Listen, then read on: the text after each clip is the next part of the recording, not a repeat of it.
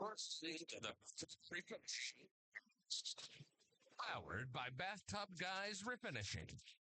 We discuss the refinishing industry, interview owners and operators, and give tips to business owners and entrepreneurs. Now, here's your host, Daniel Montalvo. Hello, everybody. Turn that volume down. How is everybody? We are back with the Bath to Refinishing podcast. Today we have Mike from Snaves Refinishing here. Hello, He's you're from Tampa, right? That's where you're servicing mostly. Spring Hill. Spring Hill. Okay. And you could bring the microphone just a little closer to you. If you're Yeah. gonna sit back, just make Yep, sure it's yep. like maybe like a Right fistful there, away. huh? That's good. Perfect. Yeah. Just want to make sure that it's picking up because if you're too far, it'll start searching for other noises. If you Got you. keep it right in front, it'll stay like nice Hell and yeah. crispy. Um, but yeah, man. So he came out here for a podcast. Uh, the I want to touch base on how me and you even got together. Like I Absolutely. I uh I don't remember exactly. I know it was some sort of post that it was another company even made, right? Yeah. It was about pouring on the Coatings. coatings, and I Okay, was yeah. just like, man, that I Yep. know for a fact you put a light up on there, you're gonna see runs or something. Mm-hmm. But you told me about your product, Yep. and you've even showed me some at your shop, Mm-hmm. and you know, it doesn't look like it was sprayed by an HVLP. HVLP, but one thing I gotta say is it's got high gloss and it's got Yep. strength. And then anything else, any imperfections on it, it's a coating, it can be polished It can out. be polished. And Absolutely. that's one of the things I like 100% respect. I've had other people that are like skeptics, Yeah, and especially about the durability mostly, but even people skeptical about you even being able to pour or roll something on right. and it look decent. And I'm glad that you came out and took a look at it yourself. We're like I told you, we're still working. All the ones there are rolled on, so it's like kind of hard for me to show you. When we spray it on, it looks like a spray job. For sure. It looks nice and fucking perfect. Um, we're working on the roll on. I think yesterday, the job we did yesterday was the closest we've gotten to like you can't tell the difference. Right. Um, and this was at a job, but we're working on it, and as we work on it, but it'll get better. But I Absolutely. think the fiberglass tub we have there is like really close. The thing with that one though was the pieces of roller that broke off into the Right. tub, and then you can feel it. But like for anybody out there that's like a little skeptical, I just welcome them to come, and I'm glad you did because at the end of the day, I like the criticisms you have are the same ones I have for myself, Oh, right? It's like absolutely. it needs to be like this, it needs to look like it was sprayed, and that's what we're working towards. But at least you came and took a look at it Yeah, yourself, dude.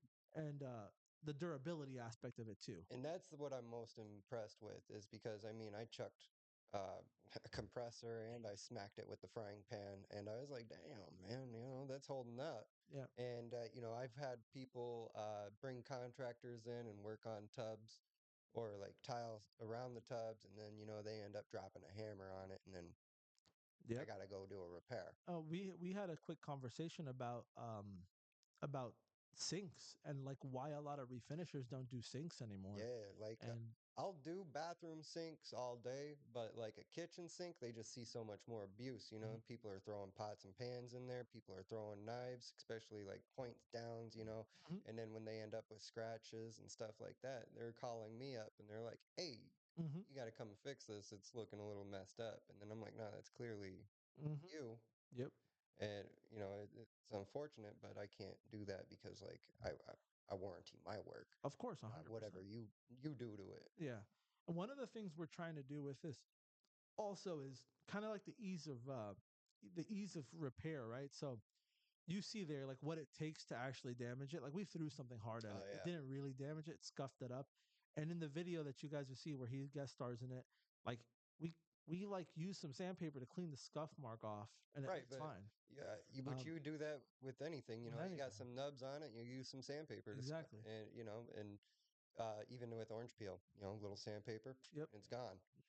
So I just wanted to touch base on that. But more importantly, what I'm happy that another Florida refinisher is here for number one. Like, I've tried to get a few other people in the area on. I've had a little luck, but I've had for some of the people who know, like kind of a little beef with somebody over there in Tampa. It's not. it wasn't my doing. It Right. was someone like he started the whole thing. Uh, it was a bath reglazing specialist over there. Nice. He just started. He gave me like he called me like one night, spazzing on me, drunk. Like I haven't really talked about it on the Yeah, podcast. yeah, I'm yeah. just touching base on it, but it's like a lot of people in Florida feel threatened by us. I don't know why, because I just try to help people. Right. Every conversation I have comes from the angle of trying to help people. It's like what I told you when we were over there at my shop. It's like, if you need like, the resources to like get cheaper spray suits or whatever, like I'll share that stuff with Oh, you absolutely. and business questions and stuff like that too. Because I remember when I started, Yep. um, my parents had a company, but it wasn't successful. Like they did this for 25 years and it was them two, occasionally a helper. Like it was a mom and pop operation. Right. And they just got too old to be doing the labor themselves. So when me and my brother took over, like we took it to this next level where there's technicians and staff and stuff like that. And not to say they didn't have technicians, but it was a come and go. We don't have enough to always keep people here. Yep. And so, but I remember in the beginning when I started, I didn't know anything. So just some context for you. When I came into it, um, my brother was the only technician. We had a helper who is like our top guy now named Ralph. Yeah. And then, and we had no work. Everybody had left. They just finished a project. There was like a gap in between. And we had like four people who were here just leave. Yep. And then, slowly but surely, we started picking the pieces back together. My brother would go and do the little bit of jobs we had. And what I would do is try to find out how to advertise, how to build a business, and kind of learn that aspect. And this is something that I urge a lot of people to do if you can find a way to make it work. Having a person dedicated to sales is like super important because when you're in the tub and you're prepping and sanding and those calls go by, remember something. You remember something. Yep. Remember that they called you first, bro. Hmm. And if you let them shop somewhere else, they will. Oh, yeah. And there's times where, I got my compressors running Hmm. and stuff, and then I look at my phone 40 minutes later and I'm like, dang, I just missed two calls. Hmm. And I'm like, And, and okay. and the opportunity is not over, but Right. when you need something urgently, the first person that answers, usually, You're if it's reasonable, you're going with them. Yep. And what I always talk about in this industry is there needs to be, in my opinion anyway, a little bit of a sense of urgency in getting back to people. You need to make sure that um, you stand out because I had this situation the other day. One of my guys with this new product, one of the things that is a little bit of a drawback is that it stays wet longer, right? Yeah, yeah, yeah. So the masking on the floor, it like the residue got on his boot and he Mm. walked through a fucking house and got a boot mark on Yeah, there. little boot print all every step. Yeah, and unfortunately, we didn't catch it. So the next day after it dried, they called us Ooh. out. Now, let me tell you something, man. I called 15 wood refinishing companies, 15 of them. All of them were 5 star. Because Right. if I'm gonna go fix something for a client, it better be done the right way. Absolutely. None of them answered. Mm. None of them answered the fucking phone. They didn't respond to texts. Like 10 of them left me on red.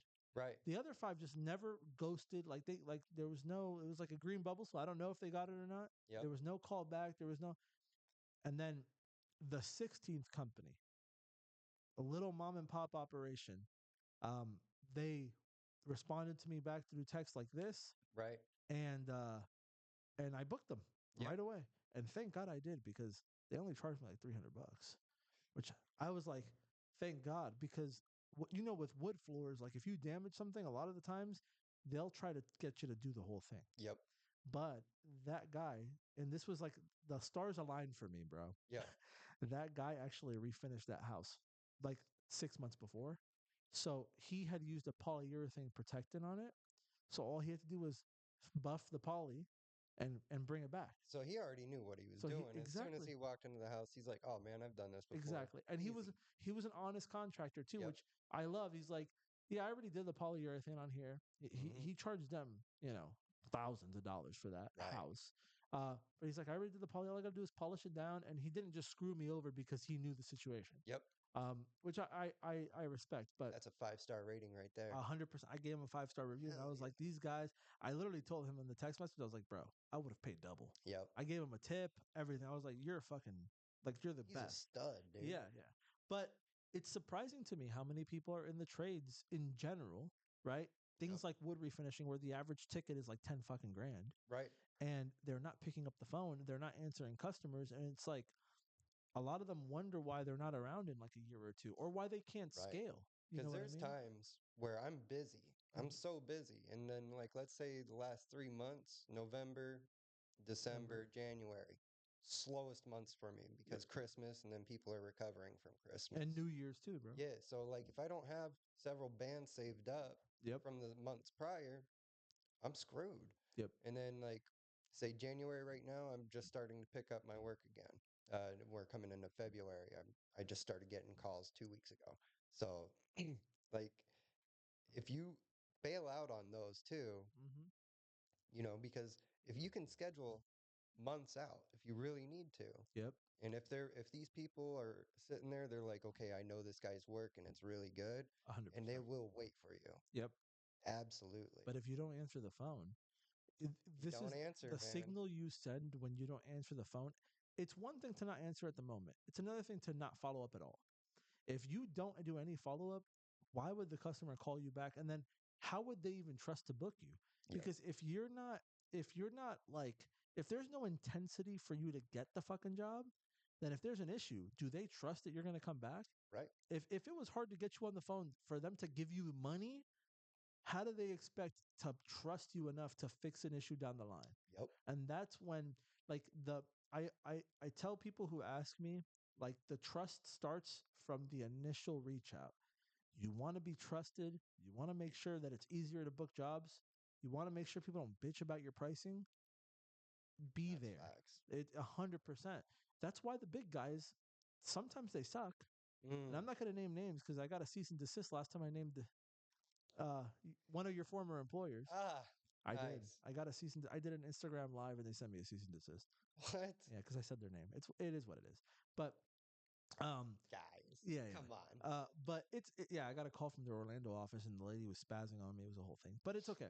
But but that's why the big guys they get that part right, and Right. people trust them because they have a dedicated person for the phone, Yep. and they have a dedicated person for warranty calls, and like there's never a lapse in communication, so it never gets to the point where the customer is questioning their integrity. Right. Not to say they always swing 100%, like, but at the same time, when you do that, um, it just makes people way more comfortable, like Absolutely. like anything. So I think that's like a big thing in the trades in general, but among refinishing companies even more because let's face it, like 9 out of 10 operations are one man or two man operations, Yep. and that's one of the things we're trying to do. So with the product, one of the reasons we're not outright selling it is we're what we're looking to do is partner with existing locations, like existing companies, Right. and part of the reason is to kind of change the way that their operations are handled. Mm-hmm. So I don't want this to be a commercial for it, but real briefly I'll touch on it. One of the things we're doing is like we'll manage it for you. So what we're gonna do out of this office in the back here and in the side where there's offices, we're gonna staff people to anybody who wants the product and wants to become a bathtub guys location will handle the customer service calls, will have handle the leads and close them for you.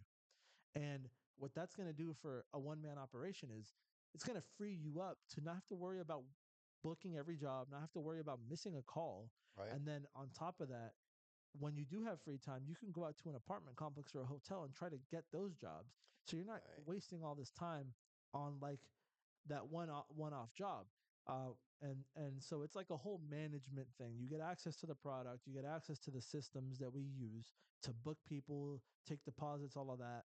You're using the name, but on top of that, we're dedicating someone for sales, which is something that a lot of companies can't afford in the beginning, Right. or they don't even know where to start, Oh, right? absolutely. So, Because you got, say, like people like me who I went through Angie's, mhm, and I told you my first year Angie's, let's say I made 88,000, but 40 of that 80,000 went to Angie's. yeah, And that's because I was paying anywhere from $400 to $1,200 a week, and that's a week on dead leads, yeah, where they're ranging anywhere from $40 to $80, and they're just dead phone calls. And then they're like, "Well, we give you three reimbursements back," but then like when 20 calls come in and you get no It customers, sucks. dude.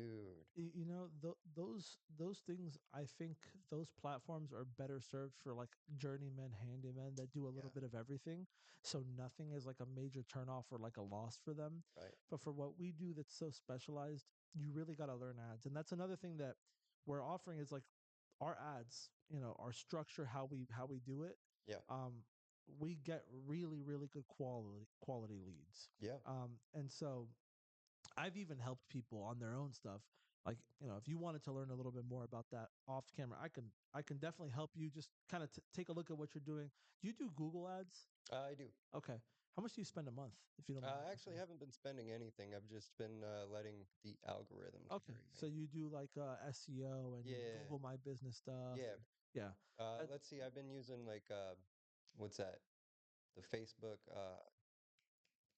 the Facebook ads? Yeah, not Facebook ads, but they got their own private like business setting Okay. for their thing. I totally forget what it's called, but I've been using Facebook, and then I can buy ads on there and like select my area Yep. that I want to like have a spread in. But that works a little bit, but most of my work comes from word of mouth. And that's solid. Like what I always tell people is like, especially when you start, how long have you been doing this for people? Uh, Myself, I've been doing this 3 years. Okay. So, you know, especially when you're in those early years, the word of mouth stuff carries you. Oh yeah, Um, when you can and when you want to start maybe looking at building a team or a crew or just getting more work, yep, um, running like stuff like Google ads is probably like your best bet. The reason I always go to Google is you got to remember why people go to Google, right? yep, They have a problem they want to solve now, yep, right? On Facebook, it's like you're trying to get people's attention, but they're not looking to be sold to. right, On Google, people are actively searching tub refinishing, right? yep, So the chance of you getting a better quality lead is higher. Um, and with Google Ads, one of the good things is if you get a working campaign, it is scalable, and you can go as little as you want. I mean, you can spend $100 a month right. and get some results. Um, but with word of mouth alone, long term, from what I've seen, is that eventually you run out of mouths. So You run out of mouths. you what you Absolutely. what you need to do, and this is just from one business owner to another. Even if you do a little bit of paid ads, a little bit of going out and just shaking some new hands at Oh yeah. hotels, apartments, stuff like that, I've done a lot of the door to door too. that shit works. It works, Yep. but I want just a word of advice from any of you people out there trying that. Like, people are going to slam the door in your face. Oh You yeah. can't get your feelings hurt. Yeah, you can't Like, be sensitive, and you nah, can't man. be afraid of doing it. I mean, I do commercial canvassing Yep, for hotels and apartments, like not because I have to, but because I want to. So like me and my boy Jonathan will go out to Tampa and we'll start knocking on hotels and apartments doors, and we get told no so much. yeah. But all you need is one, man. All you need is one. My friend Danny Garcia, man, he built his empire over there, Alliance Bath Reglazing, Yep, off of door to door apartment sales. that's sick. He hits 15 to 20 complexes a day and gets told no, no, no, no, yes, no, no, Yep. no, no, no, yes, And then you get that one building, and they're like, "Well, we got 300 units." and we need them now. Yep, Yep, and that's how it happens. yep, Yeah. absolutely. So if you're doing some of that too, and that's how you. So that's what I'm saying. Like, what is word of mouth, right? Word of mouth is like you're getting people to talk to another people to talk to their people, and it's like a big chain, right? Yeah, But if you keep adding new people, then you'll never run out of mouths. right. And that's what I always tell people is you could rely on word of mouth, but if you want to make sure that word of mouth sticks around, Mm-hmm. you're just adding more people to talk about you. When you do a little bit of advertising, just dabble in it, or like you said, door to door, doing that stuff, shaking hands, just meeting people. Yep. Realistically, um, in Tampa, we did 3 weeks where Monday through Friday, me and Jonathan just went door to door at complexes, and in those 3 weeks, we booked about $60,000 worth of work, Sick. and we were hitting 13, 14, 15 places a day. Right. Um, but it was just door knocking Yep. and the right place, right time. One of the places was a hotel. One of the places was a hotel, and we went over there, and we were like, "Oh, there's people, man. It looks like they're not gonna really." Well, and then I was like, "Fuck it, let's go." And he's like, yeah, you know what? Fuck it, let's go. We went in there. The guy kind of shoot us out, Yeah. and then a week later, we get an email like, hey, we actually need you guys for like these tubs, man. Right, dude. So pretty much even a no today could become a yes tomorrow. Absolutely. You know, you could catch people at the wrong time, and they might just not be ready right now. Yep. But drop off a card, give yourself a shot, and revisit them. Right? But yeah, you don't even know, but like a week later, they might be going through their stuff and they'll be like, oh, wow, Snaves Refinishing bathtubs. Yep. I got a couple bathtubs that I need done. 100%. And then next thing you know, they're like, hey, you stopped in like a couple weeks ago. Okay, I'm thinking about it. Why don't you stop by and give me a quote? The worst they can say is no. Exactly, I mean, you miss 100% of the shots you don't take too. Exactly. So if you don't take any shot, you don't try, you're guaranteed to not get a return. So you might as well go and give it a shot. Leave your information, and like you said, the worst they could say is no. Right. Realistically, what tends to happen too is, like I said, those no's become yeses eventually. Yep. You'll go to a place this week and they say no, and then but you revisit. You don't revisit tomorrow. Yep. Come back next week. Come back in 2 weeks, and then one day you're gonna be there when the other refinishing company didn't show up, or they fucked something up, or they're refusing to fix something, and then right there, hey, I'm here already. Dude, I actually, talking about that, I had a guy who used me one time. Uh huh. He's like, all right, this is awesome. Great. He has another place and he calls me up and he's like, hey, dude, I hired someone else. Mm-hmm. It was a mistake. Yep.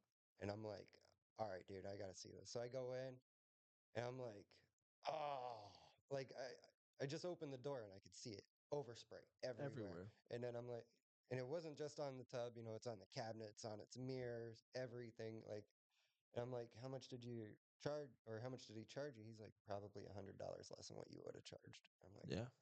damn, dog. That's the difference. And then I'm like, you do realize now I got to strip it.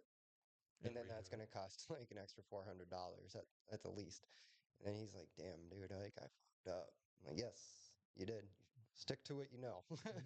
Don't try to cheap out because when you spend your money, you really do get what you pay for. 100%. And you know, one of the things I always tell people too is like that comes with people not being educated on what this work entails, right? They don't Yep. know that you need to etch it. They don't know that you need to sand. They don't know that you need to buy all this equipment. So Mm, if more people not only did stuff like this where they're talking about it in a platform somewhere, but also maybe made more stuff on social media showing the right. steps. And I'm not saying record everything, but just show, hey, this is what I'm doing now. This is what I'm doing now. And piece Exactly. it together so that people understand what it takes to do this the right way. We would have a lot less of shoppers. You know what Right. I mean? Because anyone could just go in and paint it. Right. And that's another thing too that I want to say is these aren't, it's not a DIY job. Mm-hmm. It is not a DIY job because there's so much knowledge that needs to go into it. And just if there's a little bit of water in that on the tub, this is Florida. I did a bathroom on a lake house Mm-hmm. and it was so humid in there that the water was dripping off the ceiling. And I'm like, man, this is just a cute hydration is everywhere. So I'm masking it up and I get my adhesion promoter on, I get my primer on it, I get my top coat on it. 4 months later, I'm getting a call. Yep. Hey, dude, your stuff's peeling up. And I'm like, really? And that's how sensitive it is. That's why you need a professional in Dude, there, and though. now I'm like, okay, if I'm doing water readings in the house. So now, and then if I have to, I'm going to bring a dehumidifier. I'm going to bring heat guns so I can dry any crevices that I need. But everything needs to be perfectly dry. Otherwise, you are not going to have adhesion, along with the promoter and the primer and the top coat. Like, you're going to have a failing job. And you also like even if you have the right chemicals, you also have to have you have to have the know-how on how to handle them, Right. right? So you know a lot of people don't take that into account. Like our product is based off of a DIY product, Yep. which is Ecopel, right? Yep. Ecopel for the longest time it's been one of the best DIY products in the space. Like compared to Rust-Oleum and those things, Right. this is a lot easier. But even then, Patrick, who manufactures it, says like I sell it as DIY, but like the DIYers fuck it up. Like because they don't know what to do. They don't know how to properly clean it. Right. Like he says like one of the biggest complaints he gets is from guys who are like the I used to paint cars or I was a construction worker for 20 years. Like the instruction says, "Hey, mix it by hand for 10 minutes." And they'll be like, "Well, I used a drill mixer." And he's like, "That's not what it says though. Like you're Mr. Construction, but you couldn't read instructions." Right. And so that's why it takes us even in that case where he sells a DIY product, he sees the value in like I'm gonna have professionals install it because and give an option for that because there's a lot of people who this is just way over their head. Um, Absolutely. that's why these kinds of things exist. I mean, anyone could paint a wall, right? Yeah. But like, why are painters paid? It's because they know how to do it better. Exactly. And so when you want something done the right way, you call a pro. Right. It is And what it's it like, is. so like these type of walls here, Yep. I'm not the person to call to paint that. Exactly. I'm not the person to call to paint that. You're gonna call, someone else out there who knows how to paint, drywall and that sort of stuff. Can I do it? Sure. Uh huh. Will it be done right? I don't know. Probably not. You know, 50-50 probably, right. But and then that comes into like, the prep and everything else. I'm good with solvent paints. I've been doing that for the last 15 years. Mhm. But you get me into like water base, wall paints. I don't know a damn thing. Yeah. And I'm see, I'm even worse. I don't know like shit about half of these things. Like Yeah, I know what's been told to me. I just don't dive that deep into things with like I like to ask questions and learn that way. I also like to learn by seeing it. So absolutely. like before I even committed to the Tubcast stuff, um he flew down over here and did a sample for me and I was like, yeah, one of the first things in my friend Ruben was in town when this happened. He's the guy from Georgia I was Right. telling you about. When he smelled it, he was like, "That's gonna be shit. It's gonna suck." Like, cause like you're used to like the correlation of like, nah, you got to use some industrial strength strong shit for it to Right. be even decent. Yep. He sprayed it, and the next day I was like, oh, it looks all right, but I wasn't expecting anything crazy. My friend Ruben comes over. And he's like, let me do a quick durability test. I'm going to scratch it with my keys and see how much force it takes to even scuff it up. Yeah. He couldn't scuff it up. Even when he tried putting pressure on it, he just Right. couldn't. So he was like, oh, no, this is fucking crazy. He's like, let's throw something at it. That's where this whole me throwing stuff at Tubcast stuff started. That's sick. I grabbed the freaking adjustable wrench Yeah. and I just fucking like threw it down with force. Right. Nothing happened, not even a mark. And I was like, I know I'm not tripping. So what we did to test it out, half the tub was sprayed in the new stuff. The other half was sprayed with Midwest primer and then top coats uh low VOC glaze, their Right. top Right. Right. coat. And I threw it on the other side Chipped it. and it chipped it. Yep. I threw it on this side and it didn't. So I was like, okay, that's something. So I went again, did it again. We put Midwest on this side and then we put the regular stuff. I tested it. Of course, it chipped it. It's not to name names. It's just like that's the testing we did. Yeah. And I love Midwest stuff. I love their primers. I really I like their top coat too. If I'm going to use urethane, I'm using them. Right. Um, from Top Coat, I love some of their products too. I love, like I told you, Crosslink 3 is Yeah. great. That Yeah. stuff is like super glue. Yes. And it's like it really like when we were doing this with urethanes, dude.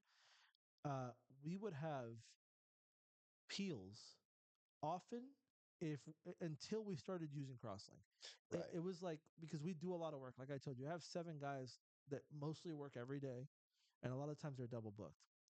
If you're not using an adhesion promoter, if they miss the etch by a little bit, if that primer isn't solid 100%, it's gonna fucking fail. Yep. But when you use Crosslink and you etch and you do it, it's like, I It's mean, unstoppable it's force. unstoppable. That shit will not Right. just it will not just like unadhere. You're not gonna have delaminations and failures. Um, so, but for me, the durability and then also the no smell was one of the things I took into Yeah. account a lot for the health of the guys. Yep. You've been doing this for a long time. Well, you got I'm to think sure. about the customer too, because like I 100%. was saying earlier, even though I use low VOC spray or paints, that's the most common thing is that their nose is hurting by the end of the day. They got headaches. Yeah. It's stuff stinks. And Even we're used to it because we're around it yep, like more than they are. But for people, you got to remember, people have sensitivities to stuff. They yep, have pets. They're just not used to it. yep, And they also, too, that when you smell that, not to fully inhale and shit, you tell them that, oh no, it's 100% safe. They're over here breathing like they're outside, right, and their nose gets crusty from the freaking. You get paint boogers, all sorts of shit yeah, happens. So 100%. I think the health implications for not just the customer, but for my techs. Uh, that's one of the main reasons why we switched to that. And like again, I don't fault anyone for using urethane. If I get a custom color, we still use it. It's yep, just having an alternative there is great. And I do think that in the future, uh, these things will become more readily available. And oh for sure, I do think that, I mean, from what you saw, right? Like, imagine being able to do a kitchen sink and know yeah, that they can throw a fucking frying pan, throw it right, with intention, right, and nothing happens. yeah, dude, that's sick. Yeah, That's like awesome technology. exactly. And it's coming. It's like, like, right now, the other manufacturers, they haven't had to change Yeah, because people keep buying what they're selling, and why would they, right? right, But when people start asking them, what's going on over there? And when these other, I'm not the only one. That person that was that where we started talking, yeah, they're using a pour on product, right? yep, But it's similar. It's like it's poured on and it's durable. These kinds of coatings are going to start popping up, yep, and these people are either going to have to pivot or stay the same. right, But refinishers are going to want to offer something that they know is bulletproof. yeah, So if you're not offering it, you might lose that client. And if you do pivot to that, then it's just going to make it better. It's going to make the industry better and the work that you're delivering to the customer better. right. And that's kind of why I go with the company that I go through, Hawks Labs, Hmm. because like when I was working for that company, I'm not gonna say any names. Mario, I love you, bud. Uh, but like all these issues happen. Oh shit, dude. You lost your train of Lost thought a my little. train of thought there. It's all right, buddy. Here's what we'll do. I'm gonna pick up the conversation. I usually keep these about a half hour. We're already 32 minutes in. Can Hell you yeah, believe dude. that? So what I'll do is I'll end this one here and we'll restart fresh. All right. And then if it comes back to you, then It actually just came back because I go was ahead. talking Go ahead. about Hawks Labs. But the company that I use or that used to hire me, Hmm. I use their product. I use Hawks Labs because I know it works. Hmm. Because like, you know, if it's done right, you're going to have awesome work no matter what. But even with that product, that if it works, if you apply it and it's wrong, it's going to have failures. And so that's why like the knowledge needs to be in the paint and the materials and the Yep. cleaning and what you're working with. Otherwise, you're just going to have catastrophe and you're going to have angry customers and everyone's going to be pissed. A hundred And then percent.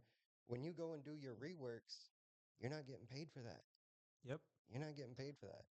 There's something I'll touch on it on the next one, but something interesting about warranties that I read on a Facebook group somewhere that I want to talk to you about. I think Yeah, it'd yeah, be yeah. interesting. So let's go ahead and end this one here, and we'll pick it up on the next one. See you guys. You've been listening to the Bathtub Refinishing Podcast. If you liked what you heard, be sure to keep up with the Bathtub cool. Guys on Yeah, no, YouTube, it's cool. Facebook, and Instagram, or visit BathTubGuys.com for more. Thanks for listening, and we'll see you next time.